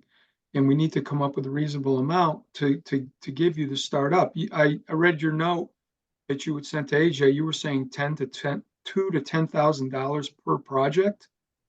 I mean, how many? It depends. I mean, it really we talked about this just previously, and I think a big project, Bob's probably correct that a big project could cost a lot of money for engineering. A small project could be $5,000. It's hard, we haven't ever pursued the details because we always had zero. So it's hard to actually have a straight-faced conversation with someone, knowing that you can't hire them. So I'd say the amount is sort of a secondary. If we come up with the mechanism, then I think we can actually do a little bit of due diligence to say hypothetical projects, what the cost would be. We can call around, do some of that work. But right now we don't have a pathway. So that seems like the first question. Well, I would just recommend to the finance committee that if we agree that there is a need for these funds, to me, it would be a FinCom, I'm sorry, free cash transfer at a town meeting to create the fund. If this is going to provide benefit and you can convince Michael to the voters what that benefit is, then the voters would probably support that. And I think, if it's, I don't know. I would like to know what the dollar amount is, get an idea. Is that 10,000 or is it going to be 70,000? And that's going to make a difference. And I would change my mind if that number gets too large and say maybe cash isn't the right way. But to me, that's the way I'm leaning. I know I got a few hands up, but just as if I could just say one thing as a follow-up to what George is saying, I think something that would kind of help me along those lines is if there's an upcoming opportunity, a grant opportunity that the committee has identified and kind of talk to and sort of present a kind of a cost estimate or proposal for what it would require and I know the timing of these things is tricky. I mean, that's partly what you've spoken to is like something, some funding opportunity emerges and they give you 2 months to respond. But but part of what I'm struggling with is the kind of, I think maybe a couple of us is the sort of open-ended kind of vagueness of kind of what sort of what kind of a consultant, what would the scope of their work be, what is a typical grant opportunity that you would be pursuing and utilizing that consultant for. So if there was a specific project, or maybe this is something you could even look back sort of retroactively and say, here was a grant opportunity that took place last fiscal year that we ultimately had to pass on because we didn't have the resources needed to do the proper prep work to submit a competitive application for. And if there's some way for you to say, here's what that opportunity was, here's what it would have cost us to do this amount of prep work, and this is what it would have, this is the kind of project that it would have Yeah. it would have led to, and this is what the monetary value of that award would have been if we won that. It's like if there was some specificity that might help me and Yeah, maybe some other committee. Well, it's very reasonable. I mean, I think the lived experience of the two past MVP is exactly that. So there's the looking at the stormwater report, which would have been more expensive, and we could definitely go through some exercise trying to figure that out. And last year was the solar. I'd say those are concrete looking in the past. The challenge is going to be with all the federal money coming into the state, there's going to be all these opportunities from large and small. So I don't know if you all, were part of the conversation the select board had with electric chargers, but the town just got offered at the end of December these essentially 2 free electric chargers. So it's through National Grid. It's not a state grant. It's like that's pretty concrete. It's a big, I mean, there's more behind it, but ostensibly they said 2 chargers would be 400 grand, everything included. So you think that's a pretty discreet thing, but it's $400,000. My sense is there's a lot of climate money that's coming down the pike from the state, how they're packaging and what it's going to look like and what through agencies. Becky might have a sense. I know it's happening, but there's nothing predictive. So what I think our past experiences won't necessarily inform. I guess the other thing I would just say is my idea of a revolving fund, I really was using the idea of what we did with the library, that we might not, what's tolerable on an annual basis. So maybe we pass for a year, sort of build up a little bit so that we have a bigger project, knowing that we can do more planning. And, so to George, your point of like, at what point is it too big where you stop being supportive? If we did 10 every year and then in 3 years we had 30, so we could do something bigger, it feels different than just asking for 30 for one project. So like that's one of the dynamics I'm sort of playing with. But I'll shut up because I know Bob and Susie and April and Becky have their hands up. Yeah, let's go to Susie and then April. There's a couple of points that have come up in this discussion. When Gail asked about what the previous energy committee had discussed and written up about us town solar system, there was a lot of expertise and a lot of thinking. So I don't know if ECAC went through the minutes of the energy committees, but they did legwork for some of the things that you might be thinking about. So it'd be good to read their work that they did. There's And not then a lot. Another aspect is when the word revolving means one thing to me, when the FERCog got involved in that project that you and Becky discussed earlier tonight, the money that went out for the consulting got paid into the grant. What I understood is it got paid back. So revolving to me means some money gets spent not only for seed, but it gets covered in the grant in the long run. So I think whether we're just talking about seed starting up, or you can get a grant with an engineering study, and then that grant helps pay for that afterwards. There's small towns are run by volunteers and they're not nimble. And a lot of the grants that are available are not that available to us.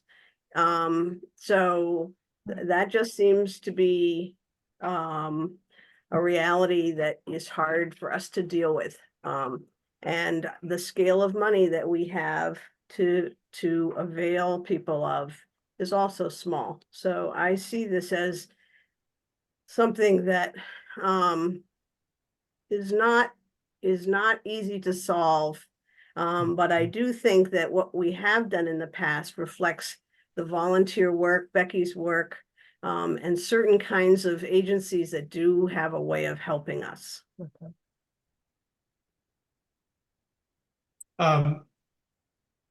Let's see, Becky and then Bob.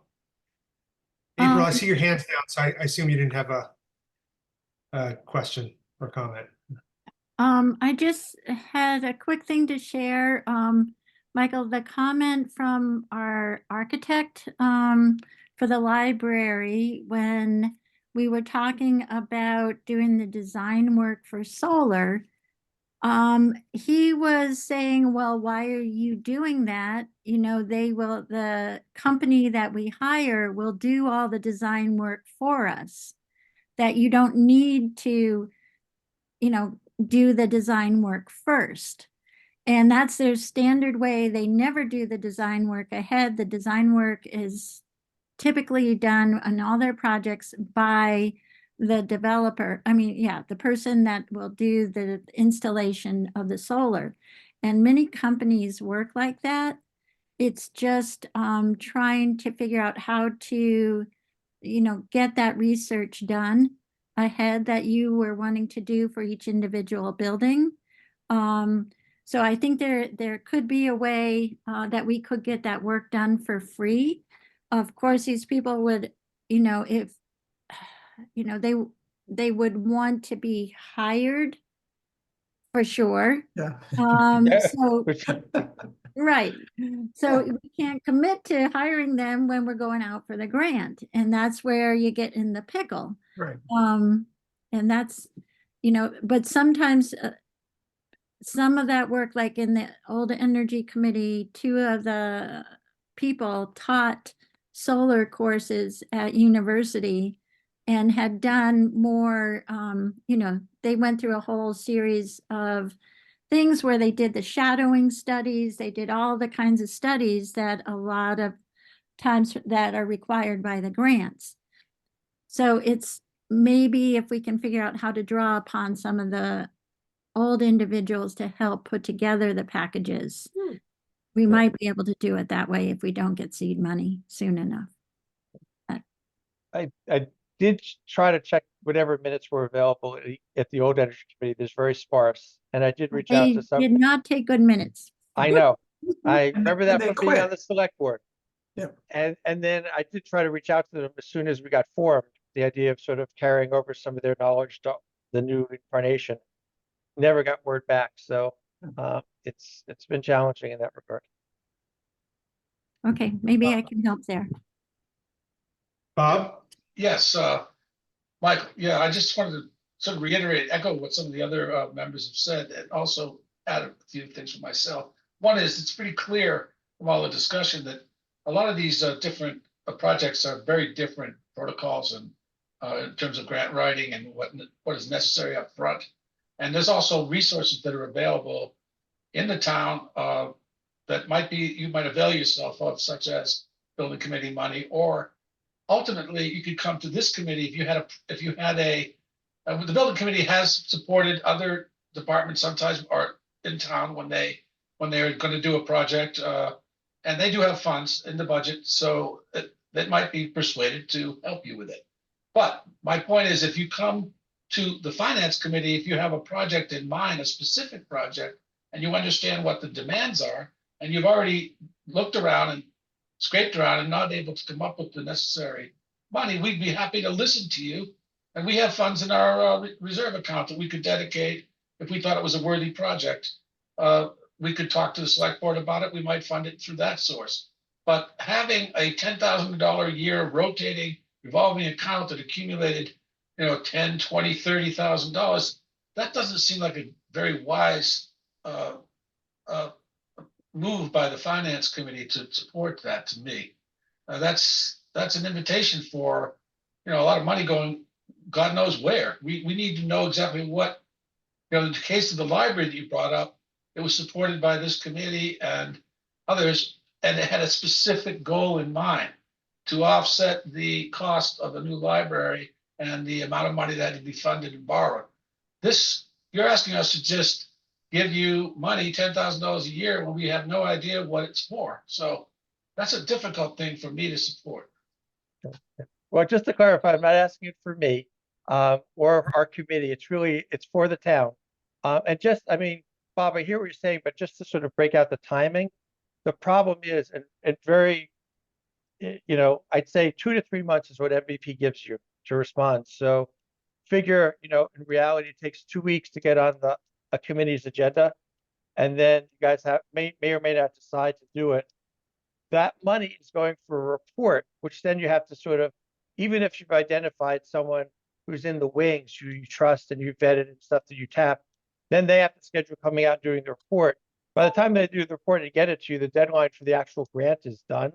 So like that's the dilemma. So I think there's a timing dance where it's not that we have a project in mind and we haven't done the due diligence. It's that we don't know what's even eligible necessarily until they come forth with it. You know, we thought with MVP, we had a whole laundry list that was an MVP approved plan with all these items, the prioritizations, you know, and it had all the input from the town, got approved by the state. We thought if we pick a project off of that, we're golden. They're like, well, the project's not sufficient. You need all the specs behind it and the cost analysis, et cetera, et cetera. So even with pre-identified things, you still have to do the work. And that's the challenge. And, you know, I think to Susie's point, it's very real. You know, I mean, I've been in this town and volunteering on enough committees. I know for a fact that we get screwed as a small town for not being able to be competitive because there's requirements. And it might be that we just say, Shutesbury is too small. We're not nimble enough. We don't have the reserves in the way that we need to, that we can't take advantage of that. And that's, if we make that intentional decision, that's okay. I just don't want us to be thinking that we should be doing something that's responsive for climate and energy. And we didn't make a decision because we didn't address it. If we address it and we say we can't do it, that's a different story. That we, you know, I think ECAC can look for things that are no cost activities, knowing that there's some pathways we just can't pursue because we don't have the seed money to do it. It's all fine. I mean, climate change is coming no matter what. It's just a matter of how prepared we are. And if there's a real, you know, if Leverett Road washes out, the select board and the FinCom are going to figure it out in an emergency setting, and you know, you'll figure out how to do that. So it's not like in an emergency, I'm worried about nothing happening. It's sort of the preventive stuff before it shows up. George? I was just gonna make the comment, I'm not sure FinCom Reserve is a source for this. I don't I don't think do you have a line in the budget right now? We Yeah. don't exist in the budget, no. So we couldn't transfer it to a line within the budget, and wouldn't be deemed an emergency anyways. I don't think we could justify it. So just so, you know, when we're thinking about how to fund it, we'd have to research that before we make that decision. It probably Good should point. be in the budget or a revolving fund. Yeah, if it was in the budget, then we'd have a line to even if we gave a small amount, right, Becky, $100, then we could always transfer whatever they need from FinCom Reserve. But again, it would still have to qualify as urgent need or emergency, right? Yeah, I'm not thinking we're the emergency people. You know, it's highway department or, you know, something like that. We're the think ahead people. They're the planning. Well, I like the idea of preventative, you know, and preventative investment can save us a lot of money. So this could be a smart thing to do. Yeah. And I'll just say, you know, this was a good conversation. So AJ, I really appreciate sort of just creating the platform. Of course. I don't think this is a quick solution. I mostly just wanted to share our quandaries with you so that other committees could be thinking about this. And committees with wherewithal as opposed to, we have thoughtful conversations, but we have no wherewithal except for our intellectual abilities. Yeah. No, I appreciate you. I appreciate you coming, and I appreciate the dilemma that you're in as a committee. I think so. I think this is kind of the start of a conversation, and if I think at a couple different points tonight, we talked about sort of potential sort of follow-up steps of kind of scoping out some work, kind of helping the committee understand like specifics about particular funding opportunities and scope of work for a consultant that might help the committee prepare an application. So if there's something there that you want to follow up with us, please just please reach out and we'll revisit it again. And we'll Okay. continue the Yeah, I think we could talk about what, if there's a way of getting running through some scenarios, doing some research so that we can, even if they're not active things, maybe it gives a little bit of a framework and something to grab onto. I think we can have that conversation. Yep. Okay, great. Cool. Thank Great. you, Michael. Thank you, Gail. Thank you. Thank you. Okay. Have a good night. Good night. All right. Good night. Okay. Let's see what we have left. So I think we've got a couple of options for sort of remaining time. I mean, I think Becky shared an expense report recently. I have to say I've had a hectic week or so, and so I have not had a chance to review it. Did we want to take a few minutes tonight to look at the latest expense report? Has anybody had a chance to review it, or should we maybe make a plan to do an expense report check-in at the next meeting? Anybody have a strong feeling about that? Well, what's on the agenda for the next meeting? How busy is that? Let me pull up. School. Yeah, that's busy right Big one, there. yeah. Yeah, so right, we've got yep, we've just got the school, which is definitely I mean, we intentionally, I think, just put one department on that. But I think we could do an expense report review at that meeting as well. Susie.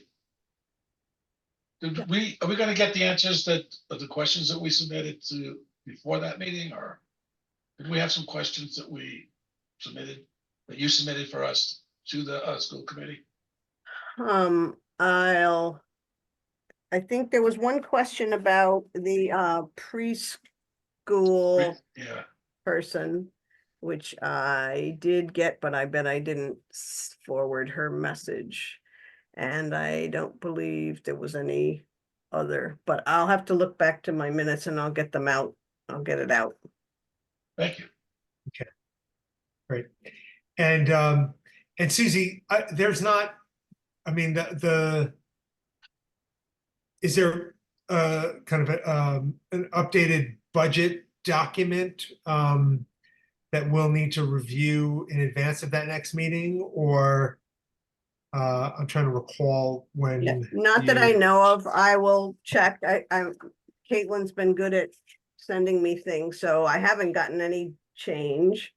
And Okay. I was trying to think of when I last met with the school committee and if I have anything there. That time is a little bit wacky. Let's see, Yeah. They met. I know, because we haven't met in a while as our committee. Yes, I think they met on the 21st. Yeah, so I have had a meeting with them since then, but there's no budget changes. There were just some things about like Irving stopped the committee to investigate being in the union. They just dissolved the committee. That was not the same as having any decision, but it's pretty obvious that It's a decision of sort. it is. So there's that. And I think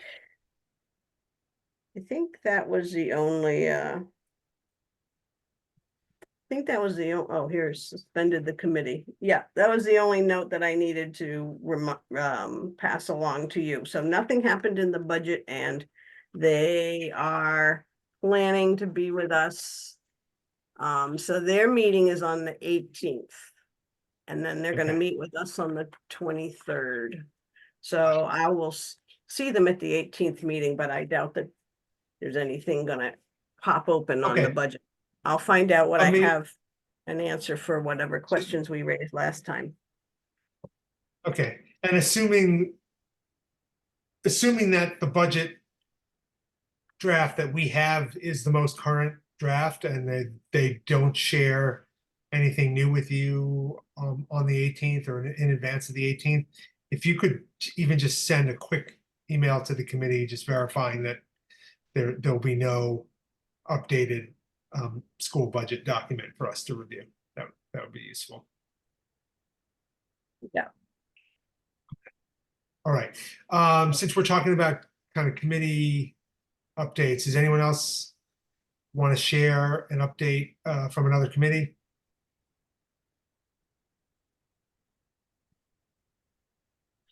I don't think I have anything new for Personnel Board from our last meeting.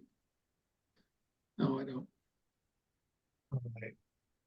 Bob, I'm trying to recall, I think we updated the FinCom on our last capital planning committee. Is that right? Right, we did. Yeah, but now our capital plan is next week. Yeah, okay. I do want to, right. Becky, you probably know something about this, but I did notice that the electronic speed device on Pelham Hill Road and in the center of town, both of them are on the blink. And they have been for some time. The one on Pelham Hill Road's been on the blink. Oh, I'd say for maybe a month. I don't know. Since I've noticed it anyway. And so I don't know what's going on with that, but that doesn't make me feel good about buying more of them, I'll tell you. Yeah, like it's been odd because I pass one on my way to work. It's between here and my house. Yeah. And some days it's fine and some days it's not working, but it's fewer days that it's not been working, but it's sometimes even during the time of day, it tends when it gets really cold at night, it seems like in the morning, it takes it a while for that solar to kick in. Yeah, I think there's some bugs there that, like the one on Pelham Hill Road doesn't work at all. It just gives you a single digit. I know that it's been off and on, but I've seen it on a couple of times this month too, because I check it regularly. But so it's not just down, which is even Well, it has more. single digits. It has a 1, 2, 3, that kind of. Yeah. So you're going 3 miles an hour. You're fine. Yeah. But Bob, they're relying on solar energy, and this time of year, there's just not much sunlight. And so all of them, and those are not even the ones in Shutesbury, but all over the place, they all get a little funky this time of year. Summertime, not a problem. Well, that's something that we have to think about though, that going forward, whether that's a good idea to have that type. Because this one, There's been different a month. brands, and we got the very cheapest one, so we yeah, could, well, maybe that's the problem. I don't know. and it could have been, we didn't have, the police department put them together, a couple of them together, and then the highway department took over, and it seems, they've got to sort it out, but they have not been flawless, that's for sure. Okay, just wanted to mention that because I don't know if you noticed it. Yeah. Okay, any other committee updates or anything else anyone wants to address tonight? AJ, could I ask you a small favor? On our Google Drive where we're keeping all the budgets, Yeah. would you also be able to upload to it the remainder of the finance committee schedule and who's meeting with us when? I know I have it, Yeah. you emailed it to me, and every now and then I try to look for it. And it's Yeah, not always sure. which email it is in, I'm not sure, but to have it in the drive would be really simple. Thank you. Yeah, I'll do that. I'll do that when we wrap up, and I'll just, what I usually do on my version is I put the date it was last updated, so you Right. kind of know that you're looking at the right one. Okay, yeah, I'll do that. Susie? Thank you. I sent out a little email to the school, since I'm their liaison, reminding them that February is the February 1st is the due date for the capital plan, so you might want to do that for the committees you're a liaison to. Because sometimes people haven't sort of totally focused on what might be coming down, so I just sent them an email. It was also a little odd, I couldn't find the email address for the capital plan committee. So I'm not sure, on the capital plan website, it has a letter from October of 2019, so there wasn't a current letter that probably has the email address, but it's not that clear where that is on the town's website. Doesn't exist. I don't think it exists, Susie. Yeah, I think, It's hard to find. So I sent Yeah. a note to Ellen, because I know she's chair of the CAP plan, but Yes. that might be an outreach help. All right, Becky? No, I was just, I did email Susie back, but Jackie said that they just want the building committee to move ahead with the exterior. That is their hope. That's their sole capital request for this year. So, building committee will be, coming to, capital with they've got the design pretty much wrapped up, and then they'll be going out for bid, but the, designer has given an estimate that they can use until they get a better one. Okay. Good. All right. Any other topics, questions, comments, updates? Okay, so, Thank you. Sorry, I have one, AJ. yeah, go ahead. Sorry, I yeah. just want to bring up, federal regulations around PFAS are changing. We understand this month, and they are having an impact on our program in town. The federal change is to identify 2 of the 6 regulated PFAS, the PFOS and the PFOA, are being given a limit of 4 parts per trillion. And so what that means for us is we're going to have to go back into, I believe, about 9 households and change single filters to dual filters, which will end up having the impact that we'll have about 40 poets installed in town, and about half of them will be duals. And the duals require testing that costs 3 times as much as the singles. So testing requirements are moving from $260 to just under $800. That testing is required more than 2 times a year at this point. Just so you're getting the hint, we're just receiving the $150,000, but I see it fully committed and exhausted by the end of June. So I've reached out to the Clean Water Trust to try to get conversation and request for additional funding going at this time. I just wanted Finance Committee aware that this is you know, the situation is intensifying. And this is like, there's no discretionary, right? This is No. something we have to comply with. Yeah. Right. Okay. So those Steve, chemicals, the ones that are present in the AstroTurf by any chance, do you know? The OS, I don't know. But, yeah. Be worth checking out. Yeah. I had a question, Becky. I don't know if there's an answer yet. Who takes responsibility for disposal of the used filters? Per DP guidelines and the regulation, we currently have one of those 50-gallon metal drums at I believe it's the highway department where they're being deposited at this point, and then we'll have to dispose of them from there. Good. How long is it gonna take to fill up that barrel? Probably not as long as I'd hoped. Yeah. So we are gonna have to find some system for disposing, some Well, organization. yeah, hopefully regionally, we'll have a resource. When I discussed it with the LSP, he didn't have an answer yet. But at this point, using the drums for storage, we've only had a couple, yeah, one or two that we've had to do, that we've upgraded the filters on.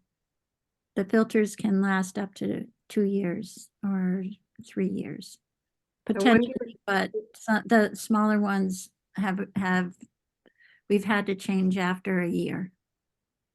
I wonder if we can talk to our legislators about getting the manufacturer to take some responsibility for this. It's very. There are efforts in play to do that. Okay, well, we could write a letter. We could send them those filters.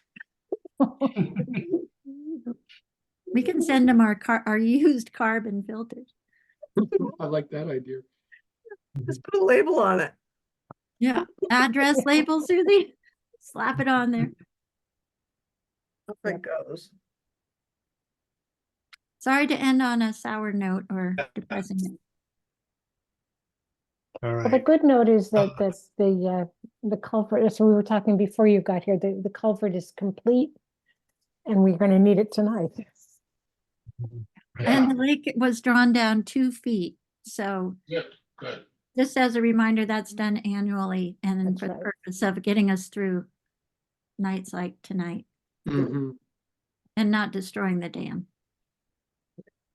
Does our dam keeper coordinate with some council or somebody who's in charge of the Corps of Engineers? Like there's a lot of Tully Lake, Nightville Dam are flood control dams. Do they coordinate with us and ask us not to let water out at a fast pace when there's flooding?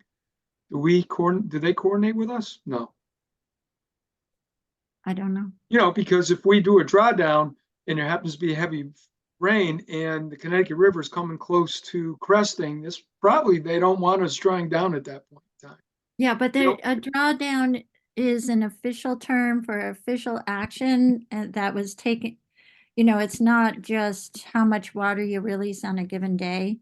It's a concerted effort, like the official drawdown at the lake starts the beginning of November and ends in December. It's lowering the level of the lake surface. Right, but to do that, it's increasing the flow through the Sawmill River. Yeah. But it's not done Which is adding more water to the Connecticut. Right. but it's done slowly. Yeah. It's not, Slowly enough that it wouldn't have an impact. Like, 2 weeks ago, whenever we had that heavy flooding, maybe it was more than 2 weeks ago, they probably would have liked us to slow the flow, not increase. Well, they got lucky because our filter was jammed up and we had to hire Walter to clean it out. So we had almost no flow 2 weeks ago. Wow. oh, he used to love anyway. Awesome. I'd like to make a motion to adjourn. Second. Overnight aside. Rhodes, aye. Hemingway, aye. Cashew, aye. Mosier, aye. And Stein, aye. Okay. Good night. See you all in right, good person night, next everyone. week. Thanks. Oh, don't forget Yeah. the special town meeting Tuesday night, 6 o'clock at the elementary school in person. In person. Wow. I'm gonna call Bob and tell him because he didn't hear the in-person part, and when we had a meeting, he missed it. Or Jim, you remind him, but I'll call him now. All right. Okay, see you then. Good Good night, night. everybody. Good night.